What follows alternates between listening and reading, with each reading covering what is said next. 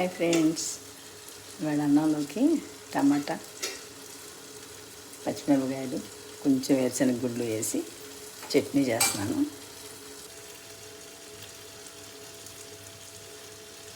కొంచెం ఆయిల్ వేసినాక పచ్చిమిరపకాయలు వేసి వేరుశనగ గుడ్లు వేసి అవి కొంచెం వేగినాక టమాటాలు వేసి కొత్తిమీర కొంచెం కరివేపాకు వేసి ఇగో ఇట్లా మగ్గబెట్టుకున్నాను. మూత పెట్టేసి ఇలా మగ్గబెట్టాను కొంచెంసేపు. ఇప్పుడు మూత తీసి చూద్దాము, మగ్గినాయేమో.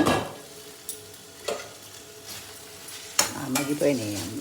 దీంట్లో ఒక్కరో చింతపండు, కొంచెం ఎల్లుల్లిపాయ, జీలకర్ర వేసి నూరుకోవటమేనా. ఇప్పుడు నాకు చూపిస్తాను పచ్చడి. ఇదిగో ఫ్రెండ్స్, తాలింపు చేశాను. తాలింపు చేసి ఇదిగో ఇలా గిన్నెలో తీసాను.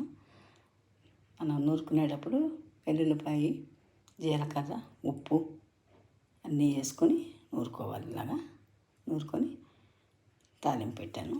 గుమగుమలాడుతా టమాటా, కొత్తిమీర, వేరుశనగ గుళ్ళు వేసాను. కొంచెం పచ్చడి రెడీ. ఇది అన్నంలోకిను, టిఫిన్లోకి, దేంట్లోకైనా బాగుంటుంది. 2 days ఉంటుంది. అన్నీ వేపించి చేసాం కదా, తాలింపు కూడా చేసాం కదా, 2 days అయినా బాగుంటుంది. నా వీడియో నచ్చితే సబ్స్క్రైబ్ చేయండి ఫ్రెండ్స్. ఇట్లాగే ఎప్పుడు కొత్త వంటలతో మీ ముందుకు వస్తాను. Thank you, bye.